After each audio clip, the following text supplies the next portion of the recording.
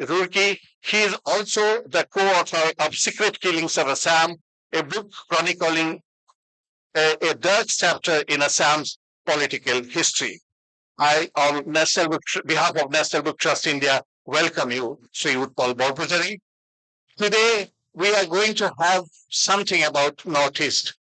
Northeast, for many of us, is still a mystery.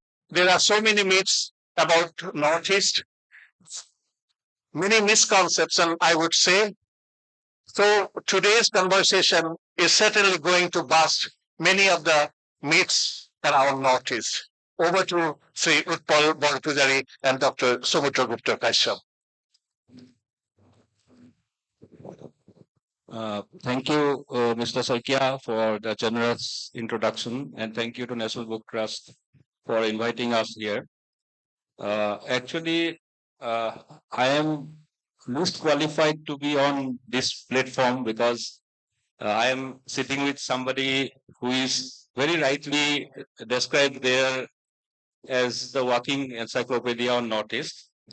And he has, Dr. Samudragupta Kashyap has been my inspiration since a very young age as a journalist, as an author, and as someone who actually,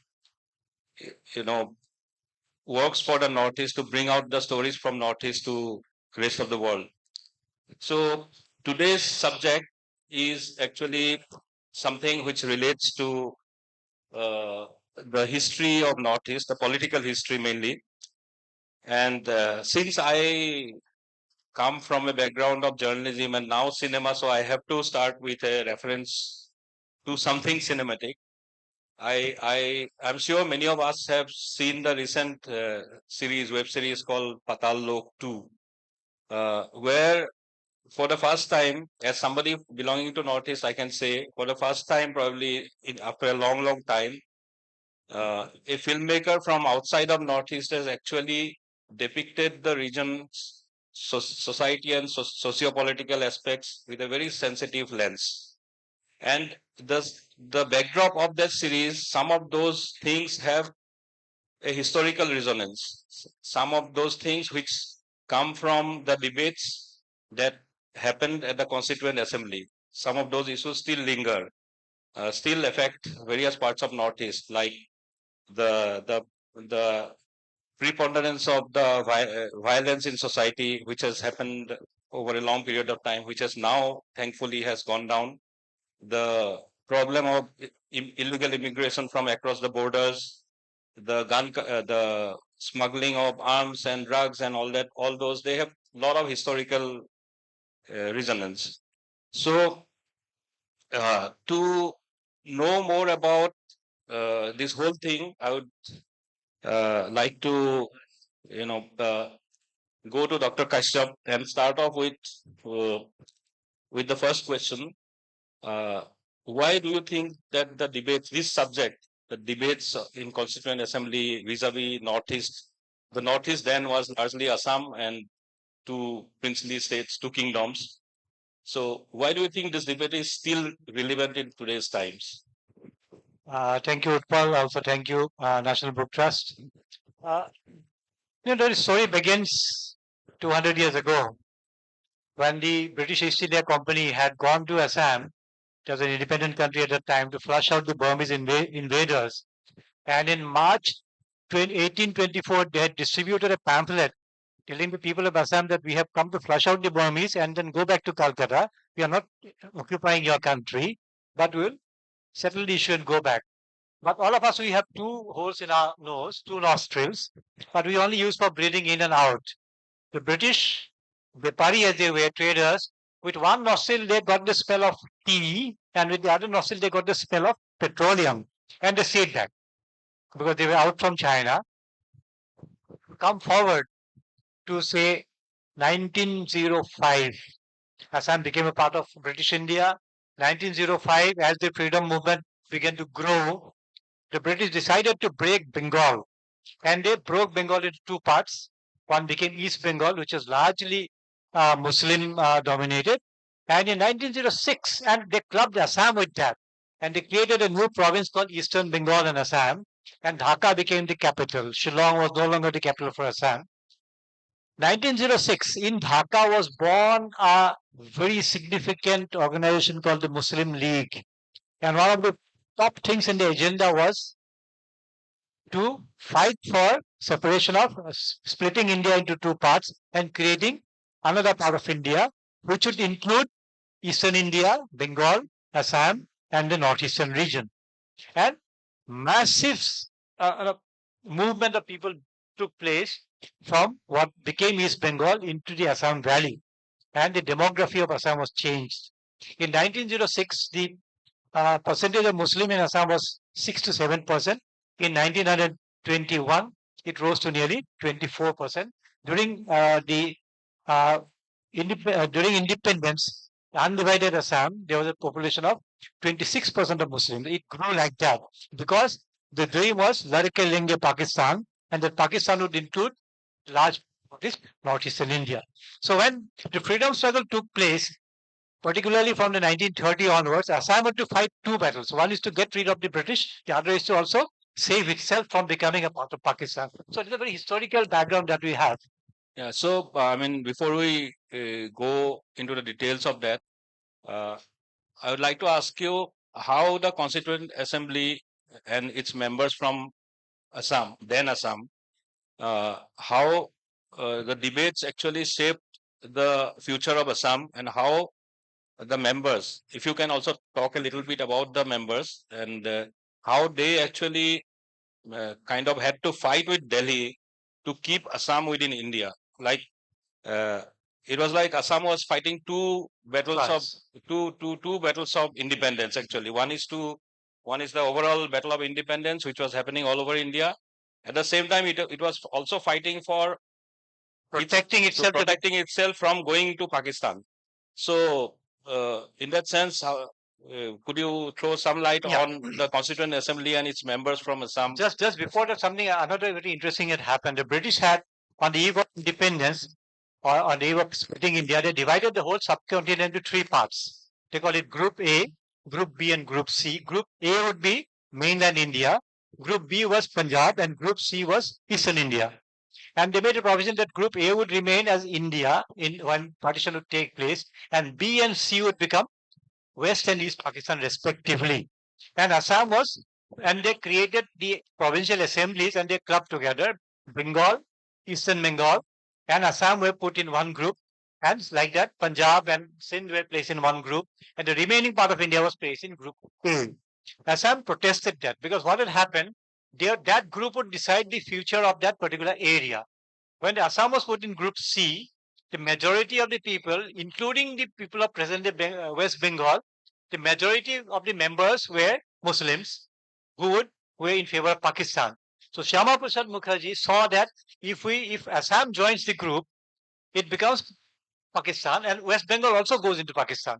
So Shyama Prasad Mukherjee also came to help out Gopinath Bardoloi, the Assam leader, and they fought against the grouping, and they represented this grouping case that Assam would not go into the group and not become part of Pakistan. And despite the fact that what Nehru said, it's on record, Nehru said, please wait, let us get freedom, after that we'll decide. Once you get freedom and you go into Pakistan, you cannot bring back Assam into India.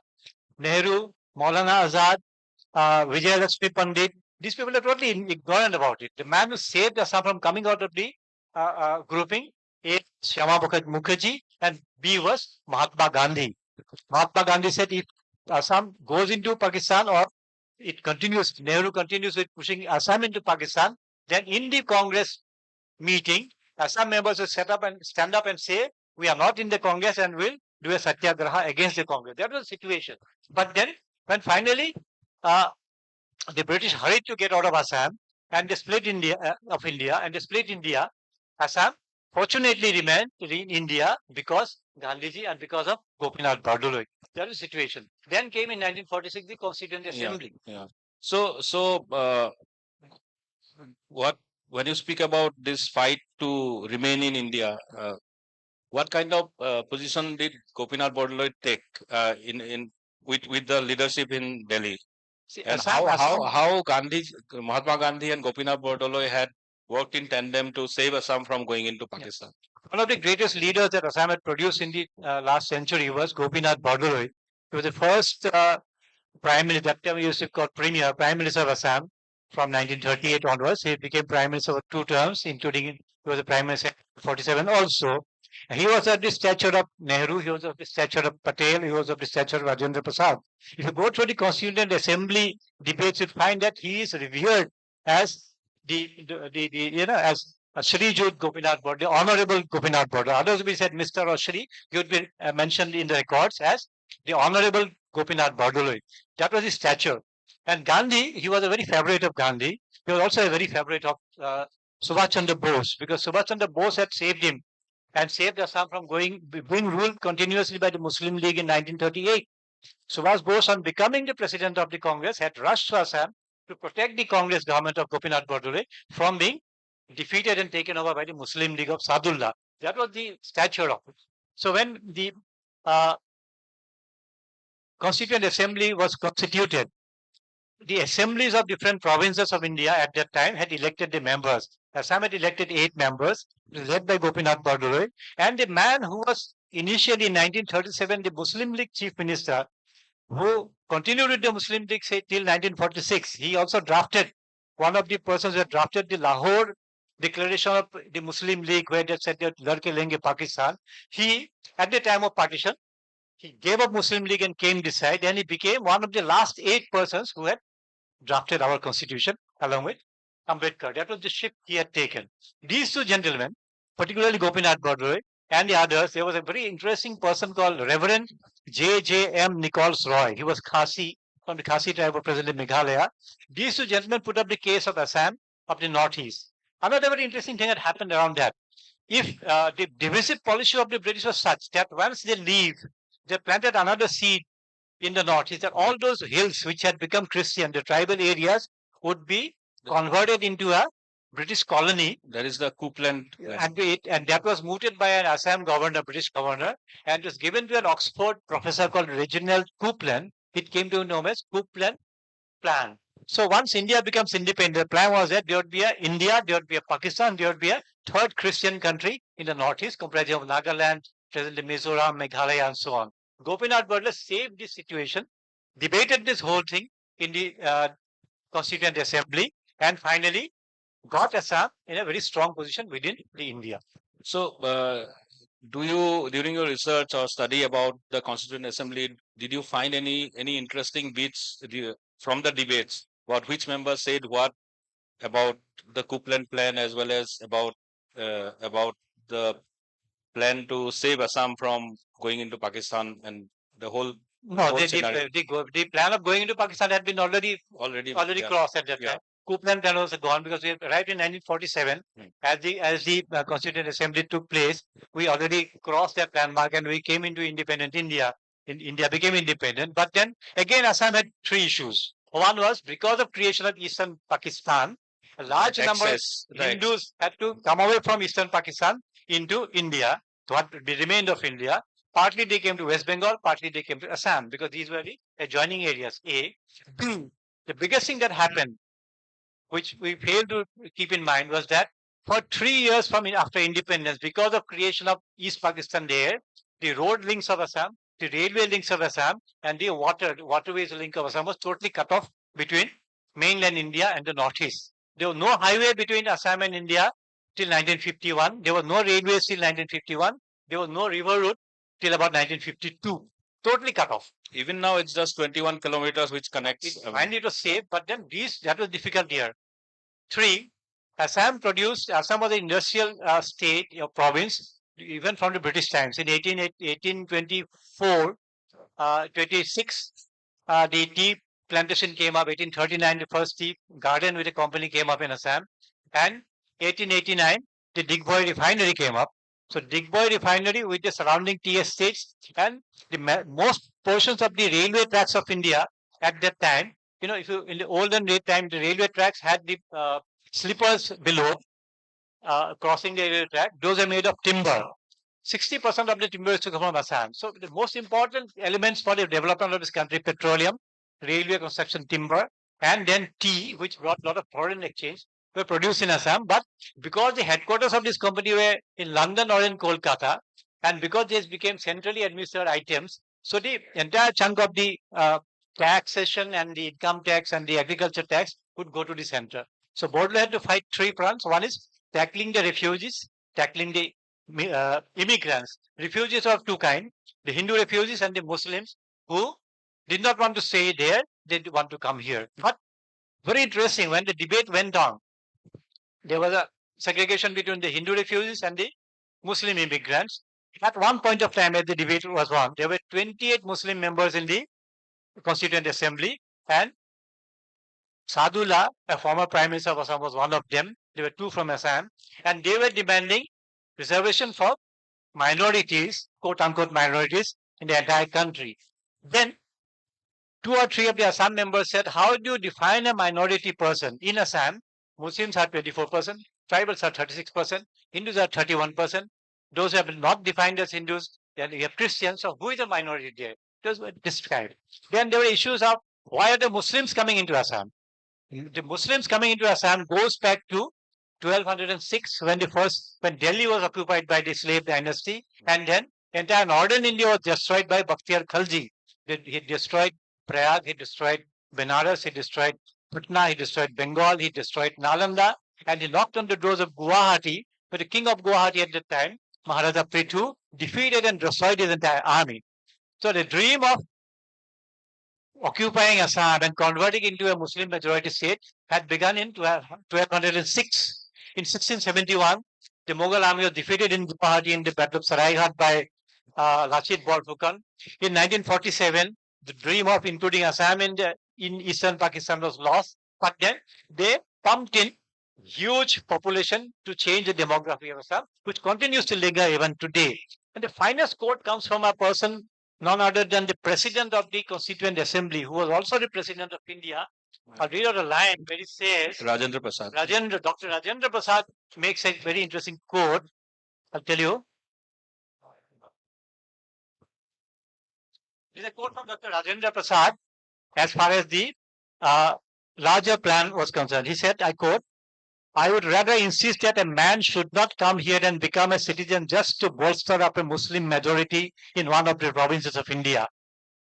A man should not come here and become a citizen just to bolster up a Muslim majority in one of the provinces of India, that is Assam. Therefore, the first condition of migration would be that he comes here on account of disturbances. These Bengalis. For those who want to stay here on account of disturbances, the doors of India are open.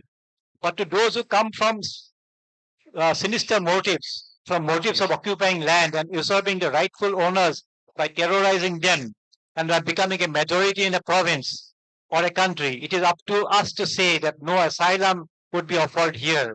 They are not migrating with a view to permanently stay here. The object is to create trouble and trouble and trouble. This came not from an Assamese person, not from a Hindutvadi person, but from a person who became the first president of our union. So that's very, very significant. That's a part of this debate. It's history. It's documented. So those we all know those problems still persist. Yeah. I mean, a lot of those issues are still alive. Going back to the debates, as far as the economic issues are concerned, what kind of debates happened at the Constituent Assembly? Because Assam had before independence, early part of 20th century, Assam, especially Dibrugarh district, was among the top 4 richest districts of the country. Yeah. But then Assam's economy really went down post independence.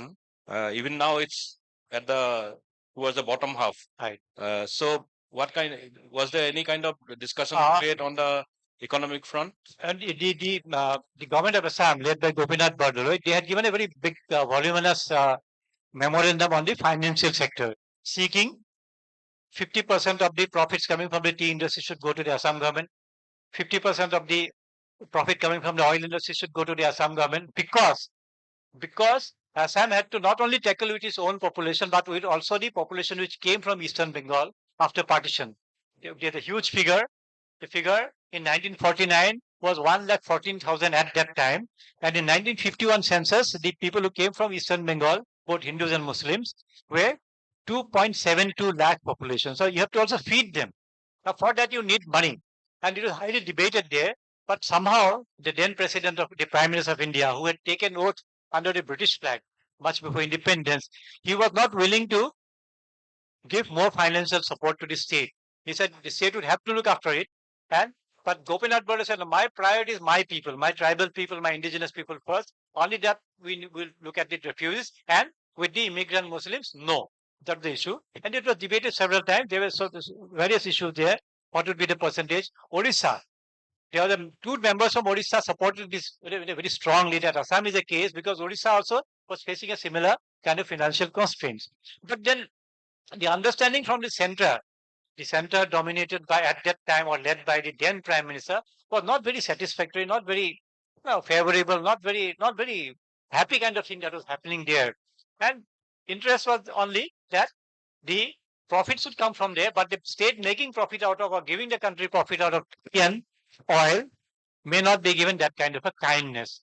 Whereas at least two members from Assam, they had pointed out, see, Assam, why it needs, Assam means Northeast at that time, needs a better support because Assam is surrounded by various countries. You have Eastern Pakistan, a new enemy down.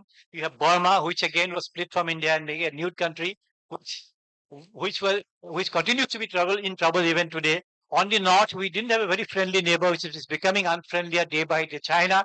And then Bhutan was at that time not very, not within the very friendly kind of terms. And Sikkim was a different country altogether. So that is one. Number two was the road, railway, and water links were cut off. Number three, anything happening, and then it was a disaster prone. In 1950, as the debates were going on, one of the biggest earthquakes of the 20th century came and it created a total havoc, led to deaths, disasters. 1897, there was a disaster. So all these things put together, the issues are too many. More important was that the rise of the communists. The communists had entered Assam, they made base in Assam from Bengal, and they were also creating trouble. And in 1948, in Dibrugarh, there was a massive violence, and one police sub-inspector was killed, and his body was later recovered from a latrine pit. And it's a big issue that was mentioned in the Constituent Assembly debates. The Copeland plan, which is the British plan for creating a separate state for the Christian hillmen of the Northeast, continued to disturb some communities. And in Nagaland, in Naga Hills, a friend A.Z. Fizo, who was on Subhash Chandra Bose's side during the Second World War, he said, no, we are not going to, Nagas are not going to stay with India. We remain where we were before the British came. That idea also went to the minds of some of the Mizos, and they were discriminated against. Another situation of their that was that the British, in forwarding their divisive policies, they had created a barrier between the plains people of Assam, the non-tribals of Assam, and the hill people. There was a what we call inner line today, 1871 Bengal regulation. According to that, a hillman coming down to Assam can come down, but a placeman going up to the hills have to take a permission. You will not be allowed to go up to stay there or acquire land. The intention was to divide them, keep them separated, so that in the future that crown colony could be created there. So all this came into play. So Gopinath Bordoloi or the Assam leaders had to also present the case of the tribal people. Where would the tribals stay? There were two tribal members from Assam in the Constituent Assembly, Nicole Soy and Dharanidhar Basumadari. They put up the case.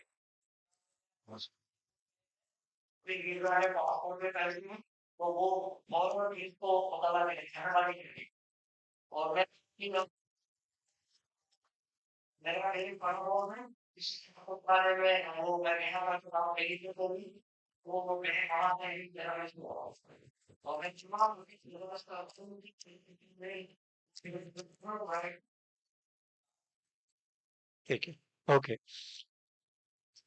We have that in mind, so look out for the back. The tribal So the tribal issues. Now, to keeping the tribals within India, keeping the tribals or giving them a new position from neglect and from being segregated from the mainstream, quote unquote, mainstream of India. Very interesting debates took place. There were certain members from different parts of the country who, during the course of the debate and discussion, they displayed their ignorance about the frontiers of the country by saying that tribals ko pakad ke mainstream karwa do. That's the attitude. Make them mainstream. Allow them to make. Why should they remain tribals? if you read the debates, particularly Reverend J.J.M. Nicholsoy says, if you are talking about mainstreaming, look at the democratic system that the tribal societies have. Look at the work participation that they have. Look at the classless, casteless system they have. The chief of a Naga village works with the last man. The young people are given responsibility separately. Everybody sits in a community and they decide, like a panchayat that we later on saw. So these things, look at these. If you want to mainstream India, then pick up these values. Otherwise, it will be a failure. What happened with Paul was that the Constituent Assembly, Dr. Ambedkar, Dr. Rajendra Prasad, and others were kind enough, I would say, I used the word kind enough, and just foresaw the situation, and they created a separate committee, subcommittee for the tribals of the Northeast. That was headed by Gopinath Bardoloi, and that authored the report that they gave finally came to be known as the sixth schedule to the Constitution of India. It gave autonomy to the people of the Northeast. It gave autonomy and recognition to the tribal people of the Northeast, and they today make us proud. One of the most lovable members of the parliament today, who sits just beside the prime minister, is from the Northeast, from Arunachal Pradesh, a state which would have gone into China or to have become part of China had the people of Assam not protested. So, about this mainstreaming, the so-called mainstreaming of tribals of Northeast, when the members, some of the members suggested those ideas, what was the kind of response from the members of Assam, especially some of the non-tribal members also apparently had some comments which are not very palatable. Some of them had maybe of their personal bitter experiences, particularly the person who was an MP from Jorhat, an MLA from Jorhat, Sibsagar, Kulado Choliha. He didn't have a very good opinion about the Nagas. He had some bad experience with the Nagas. But there was also a problem because Dimapur, which is part of Nagaland today, was part of not a Naga area in 1948-49. Even in the 60s, was not a Naga majority area. But then historically, it required to be given. And Gopinath Bardoloi defended, said that if we give them this much of land, Assam or India is not going to lose anything. But then the debate continued, and it makes good reading. I'd suggest that in NBC should come out with a book on this issue, how the Northeast was discussed, how the Assam was discussed in the Constituent Assembly. But there's some very interesting members who particularly Jaipal Singh. He represented tribals of present Chhattisgarh. He was also a tribal himself. And the way he presented the case of the tribals of the entire country is worth reading, worth researching, and worth discussing separately in session. So maybe you will be the right person to write a book like that. For them to decide. So, but going back to again the sixth schedule, how the sixth schedule came about out of the seed that was planted in the debates of Constituent Assembly. Do you think the sixth schedule, as it was envisaged, everything that was discussed was incorporated in what became sixth schedule, or there were certain things which could have, which were discussed but not included in the sixth schedule? When we look at the creation of the Indian Union, we always remember, or we are told about the 500 princely states that were united into making India by Sardar Patel. We always forget to look at it that the different small, not kingdoms, but chief areas of Northeast. There were, say, 20 chief areas in Mizo Hills. There were 18 chief areas in Nagaland. Similarly, in present Arunachal Pradesh. These are also incorporated into the great country that we live in because of the sixth schedule. And this exercise, in the case of, merging all the 500, 600 princely states, the meeting was held in Delhi. All of them are called to Delhi. In the case of uniting and bringing all the frontier tribal areas into the fold of the great map that we have today under our flag, was that the committee, the sixth schedule committee, the subcommittee went to every hill area. They met the people, they met the common people, they met the chiefs, traditional chiefs, they met the organization, they met the students, they met the teachers, they met the leading citizens, they met the associations, and then they took the opinion of all these people which went into creating the sixth schedule. And today, if you look at it, Meghalaya, Nagaland is one of the most peaceful states of the country today because of the long-term impact of the sixth schedule, I would say. If we look at Assam, the creation of Boroland, 25 years, Assam was in trouble because the entry point into Northeast, the Boro districts were in trouble. Today, the solution has come through the sixth schedule, which was authored, which was written by a team headed by Gopinath Bordoloi. You had Nicole Soy there. You had Thakkar Bappa there, was a very important person, a great personality of that time, was a great Gandhian. So the Gandhian philosophy and the elements that are picked up from the tribal society of the Northeast put together had given birth to the sixth schedule or the provisions of the sixth schedule, where you get autonomous districts where the people will decide. Today, if you look at those who have not seen the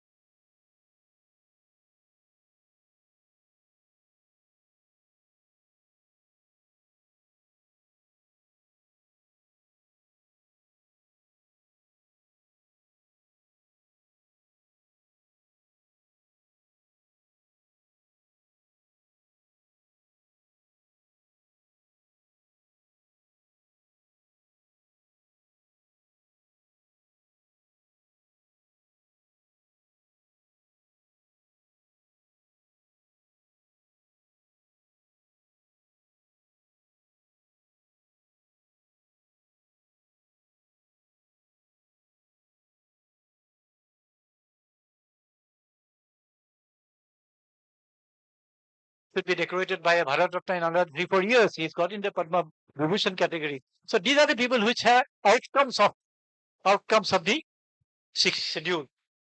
And indirectly outcome of the Constituent Assembly. Of the Constituent Assembly. Constituent Assembly facilitated the creation of the sixth schedule. The sixth schedule came from the people. The governance model came from the people, came from the tribal societies. And why? Now that why person has to be also looked at. But what did we give back to the tribals? No, I had the fortune of writing a book on the anti-colonial movement in the Northeast from 1826 to 1947. And for the first time in this book, it was published by Government of India, not by NBT, but by the publication division. For the first time, we have documented how nearly 600 Nagas had given their lives fighting against the British. Nearly 300 Mizos have died fighting against it. Their names are not available, like Bhagat Singh or like Holkar. But then, collectively, we need to remember them. 300 Mizos, 400 Nagas, about 600 tribals of Arunachal Pradesh. In fact, yesterday was the anniversary of a great Anglo Wancho war, which took place in a village called Ninu in present-day Arunachal Pradesh. So these are stories we have not talked about. They had sacrificed for this country. If people of Punjab had died by fighting the British for this land, the Nagas had also fought and died. The Mizos had also fought. The Bodos had fought. The Abors had fought. The Wanchos had fought. But we are not taken into consideration. And because of that, the Constituent Assembly could give them back a wonderful document, a wonderful model called the Sixth Schedule. That's what I believe. So we know about Bordoloi's and Bordoloi's role in in the Constituent Assembly, and it's very much talked about. There have been books and all. But what about the role played by the other 7 members? If you can throw some light. I mean, it's like the 1983 World Cup. We remember Kapil Dev. We don't remember the person who did the final winning shot. Like that. Yeah. We remember the captain. Kapil Dev won the match, but who did the winning shot? We have to look at that. Who did the maximum number of wickets? Similarly, Bodole was there, but then if you look at the list, it's very wonderful. Kuladhar Chaliha, he was the founder president of the Assam Congress Committee in 1922. You had J.J.M. Nicole Soy. He belonged to the Khasi community. He's a scheduled tribe. He's a Khasi. He's a scheduled tribe. He's a Christian by faith, and he became our first tribal representative in 1921. It's the Governor's Council. Very learned person. Fantastic English, fantastic behavior, fantastic, well-groomed person. And the Khasis, those of you who have not seen them, they're one of the most polished people in the entire country. They don't talk, they whisper. Like the Mizos. If you find 2 Mizos sitting here, all of us, we create a halla when 2 people we meet. But when the Mizos or the Khasis or the Nagas, they meet, they don't talk, they don't shout. They just whisper and talk. No, that's low. So they're decent people there. We had Sir Syed Muhammad Sadullah, who was the former Prime Minister of Assam, who again was a Muslim League person, came back. If you look at the last group photo of the Constituent Assembly, in the middle is seated Dr. Ambedkar. To his right, one person with a cap there is Sadullah, who was the finest person who had drafted the Constitution. He's known for as a constitutional expert. We had Dharanijai Basumatari from the Bodo community. You had a person called Nibaran Chandra Laskar. Again, if you look at scheduled, we are talking about scheduled tribes. If you look at the present day status of the scheduled caste of this country, the finest debate in the Constituent Assembly came from this person called Nibaran Chandra Laskar, who was again a representative from Assam in the Constituent Assembly, and he gives details. If you want to know what is the status of the scheduled caste population of India in 1946-47 at the time of independence, just go to his what are the discussions that he presented. There's a person called Rohini Kumar Chaudhary, who he participated in all the debates, whether it's on Punjab, whether it's on Southern India, whether it's on the finance, whether it's on development, whether it's on industrialization, whether it's on education. He took part in everything because he was a member of all the governments, all the ministries from 1937 to 1950 in Assam. Then you had Omiyo Kumar Das, another very great freedom fighter, who is remembered for the role he played in 1942 in the Quit India movement. And you had another person called Syed Abdul Rauf. He was from the Muslim League because Assam had a large Muslim population at the time, post partition, even before partition. But he spoke mostly about the provisions or the special provisions that the Muslim community in the country and large would require. So every individual person contributed immensely for the shaping of the constitution that we have. I'm not saying that the representatives from other parts that they participated, but if you look at the entire volume of the Constituent Assembly, you'll find that these 8-9 people would crop up everywhere. Whether they are discussing Southern India, whether they're discussing Northern India, whether they're discussing United Provinces, whether they're discussing central provinces, Madhya Pradesh and all, you'll find that they are there. So they were apt, because at that time, Assam, again, Utpal, Assam and Bihar and Odisha. If you look at the states of the Indian Union today, these are the original three names. West Bengal came later. Uttar Pradesh came later. It was United Provinces. Madhya Pradesh came in later. Central provinces. Punjab broke and came like that. Maharashtra, Rajasthan, Maharashtra and Gujarat were not there at the time of partition and independence. They were the province of Bombay state. Southern part, Kerala, Tamil Nadu did not exist as individual nomenclatures at the time of independence. Assam was there, Bihar was there, Odisha was there. Only three states. So there's some unique thing about that to talk about. And that is why they were aware of the entire situation. Probably one last question is that you spoke about these members from Assam whose names crop up in various Constituent Assembly debates, Right. Whether it's related to Assam or rest of India. Did you find any interesting comments on Assam by members from other parts of India, particularly relating to the economy and its indigenous populations? As I said, as the indigenous population or tribals are concerned, at least 2-3 members, I've not named them here, they had spoken about mainstream. Istri leke sabko ekdam barabar bana lo. It's like ironing them and making them flat like all other people like us. Not like that. They were already far ahead. 2, there was a debate as far as sharing of the tax by the center was concerned. 3, there are certain very sympathetic persons, because one person had asked, one of the members had said that I think we should visit those places we have not seen. He admits that we have not seen the frontier areas. Then Nicole Soy and Thakkar Bappa, they said, yet I would request the president of this Constituent Assembly to organize familiarization trips for 50 members in one batch to the entire Northeast. So that was the kind of thing. Go to the Northeast, see the Northeast, come back, and then let us talk about it. That was what the kind of thing was, the way they were talking. And Thakkar Bappa, A.B. Thakkar, he was one person who was member of the 6th Scheduled Committee. He had been to all the places, Aizawl, Kohima, Shillong, Imphal, Arunachal Pradesh, and so on. So he went to all the interior places in borderline. Traveling into interior places in 1946-47 was amazing. And the representations that were given, those are available in volumes, all the memorandum that the people had given them. The communities came, the women came. In fact, 2 of the women who had from Assam Hills at that time, who had represented the cases of their respective communities, later came to become members of the first parliament in India, 1952. One of them had become a panel chairperson here, like the present-day Naga member from woman Naga member. And among all the provinces of India, after I think Amrit Kaur was the first woman minister of this country, the second woman minister was a tribal lady from Assam. was a member, was a minister in Assam. So those are the kind of advancement that those people are there. It is not reflecting the uh, Constituent Assembly debates. But then if you look at the forward, backward, who is ahead of others, which community is forward, which community is backward, which economically, financially, culturally, all these debates were there. There are mentions of the Nagas being headhunters, but then borderline defense said they are not waiting there with the sharp dows to wait to chop off your head. They will chop off your head only when there is a discrimination, there is a disorder, and that they will not do it that way. There has to be a proper war which will be declared from one community against the other within them. You don't find a Naga cutting, the chopping of the head of another person. That's how these have been mentioned here. Pretty interesting. That's the Constituent Assembly debates are a way of understanding not just Northeast, I would say, but understanding the country and the problems and the issues that come which had cropped up at the time of our shaping the new country after we had taken the pledge under this new flag, and how that is why I think we're celebrating 75 years of a republic and the 75 years of our constitution. And it's we the people, finally, not we the people minus the Nagas, not we the people minus the Khasis, and so on. So when we say we, that we covers from W from west, E to the east, farthest of it. So we looks for the from Gujarat to the end of Arunachal Pradesh up to Bong.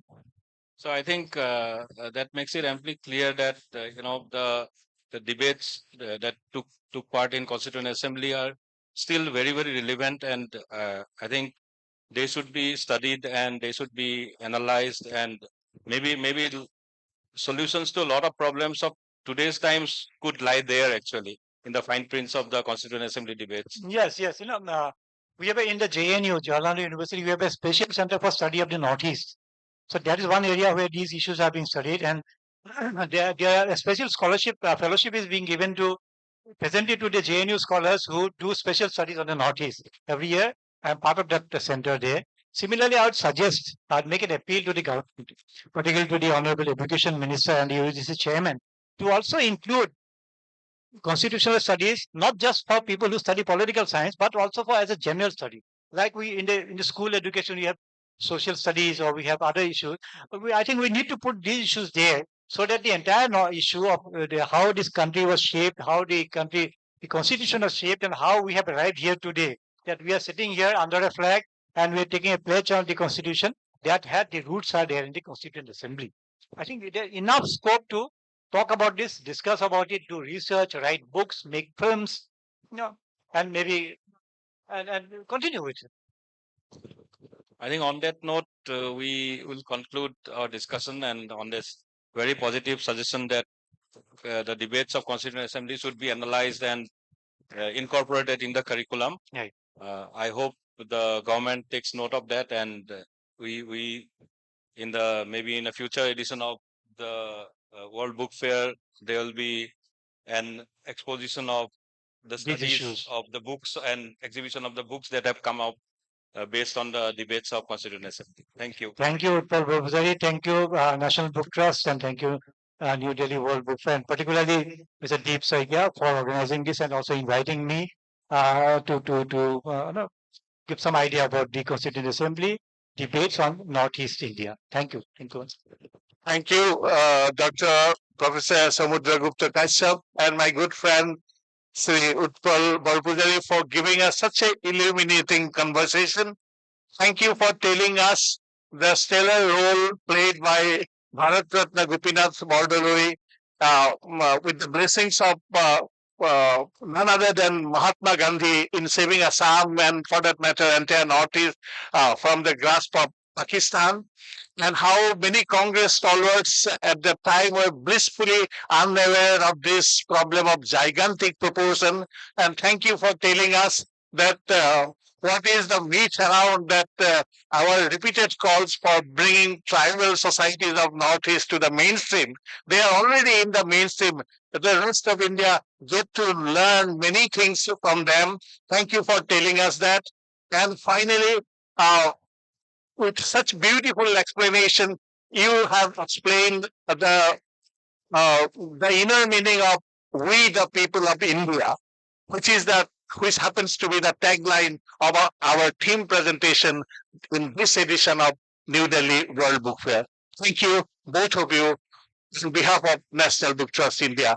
And thank you for all of you that in an apparently very boring topic, I would say, but that is you were here from the beginning till the end with a lot of patience, and I am sure that you will learn many things after this conversation about the great part of India, the Northeast India. Thank you very much.